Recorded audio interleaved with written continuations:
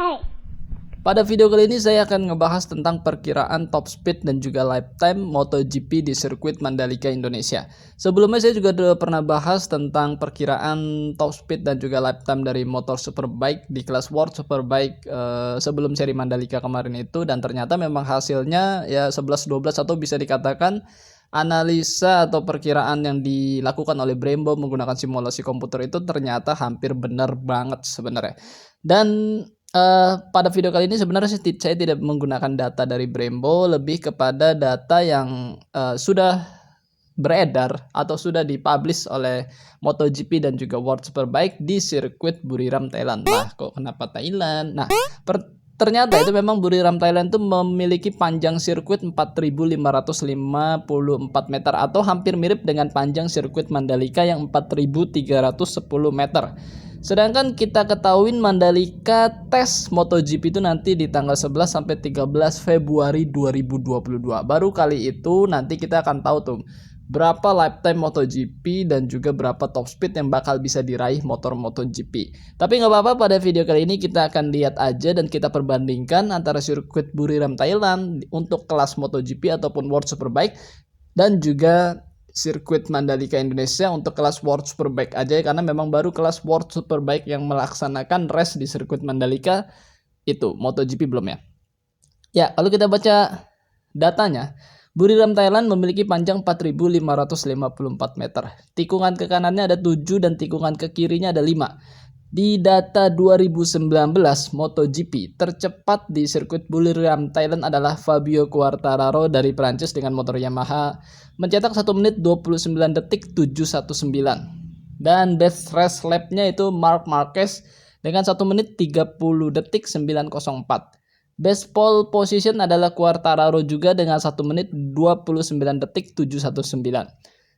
Oke. Sedangkan top speed tertinggi dicetak oleh Danilo Petrucci atau Petruk menggunakan motor Ducatinya, ya Desmos DDG mampu mencetak 332,3 km per jam. Wow, jadi kencang banget ya.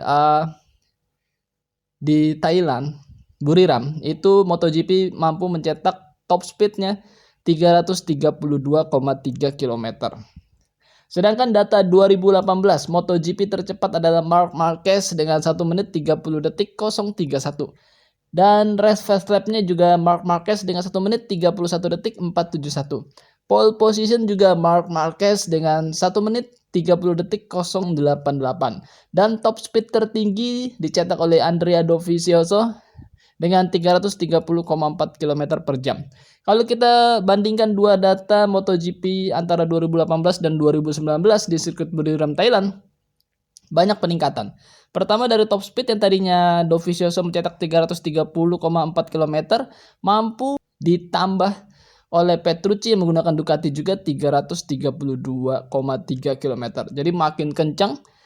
Walaupun 2,3 tapi itu ya kalau secara MotoGP nambah top speed sekian kilometer tuh susah ya. Terus lap time-nya juga semakin cepat, yaitu dari yang 1,30 detik menjadi 1,29 detik atau di bawah 1,30 ya. Dan kalau kita lihat World Superbike Thailand itu waktu itu masih Bautista atau Alvaro Bautista dengan Ducatinya menggunakan Panigale V4R mencetak 1 menit 32 detik 755. Dan top speed tertinggi pun juga Bautista dengan 310,3 km per jam. Ya, kalau kita lihat datanya antara Superbike dan MotoGP ada sekitar selisih 20 km per jam ya. Lebih cepat MotoGP atau lebih kencang. Ya jelas lah, motor prototype dengan motor produksi massal beda ya. Terus kalau kita lihat World Superbike Indonesia kemarin, itu yang tercepat adalah Toprak dengan Yamaha-nya mencetak 1 menit 32 detik 877. Nah, kalau kita lihat perbandingkan antara lap time Toprak yang tercepat di saat Mandalika kemarin dengan lap time Bautista di Thailand itu mirip banget. Ya, Bautista cetak 1 menit 32 detik 755. Sedangkan Toprak 1 menit 32 detik juga 877. Atau bisa kita katakan lebih cepat Bautista ya, walaupun hanya per 0, second lah. Nah, kalau top speed tertingginya di tahun 2021 Indonesia Mandalika itu Superbike oleh Bautista dengan 290,3 km menggunakan Honda CBR 1000 RR dan R lagi. Nah, itu selebihnya top speed dari motor-motor superbike di Indonesia Mandalika kemarin tuh 287 km, 286, 280, 279 dan paling rendah itu top speednya 277 km per jaman lah. Oke, dari data ini bisa kita simpulkan nanti ketika MotoGP datang ke Indonesia atau ke sirkuit Mandalika itu akan so-so lah dengan apa yang mereka bisa cetak di sirkuit Buriram Thailand. Ya, kalau menurut saya pribadi mungkin akan mencetak 1 menit 3:29 lah atau 1 menit 30. Jadi kayaknya nggak mungkin juga 1 menit 32. Ini dalam kondisi kering ya. Kalau kondisi hujan, badai, basah dan segala macam ya pasti lebih lambat lah. Pasti banget. Jadi kesimpulannya pada video kali ini, konten kali ini adalah perkiraan top speed MotoGP di sirkuit Indonesia Mandalika menurut saya pribadi itu adalah 1 menit 30 detik sekian atau yang paling cepat mungkin 1 menit 29 detik koma sekian poin. Nah, mungkin seperti itu. Kalau ada yang bisa mencetak 1 menit 28 detik, wow. Dan kira-kira motor apa yang kuat? Gak bisa kita tentukan karena kita tahu di 2021 ini MotoGP itu sangat nggak bisa diprediksi banget. Kalau yang kita pikir zaman dulu itu, wah sirkuit ini karakternya motor-motor inline 4 gitu kan. Ternyata bisa dilibas dengan sangat cincai oleh motor-motor V4 antara Ducati ataupun Honda ataupun KTM ataupun Aprilia malah.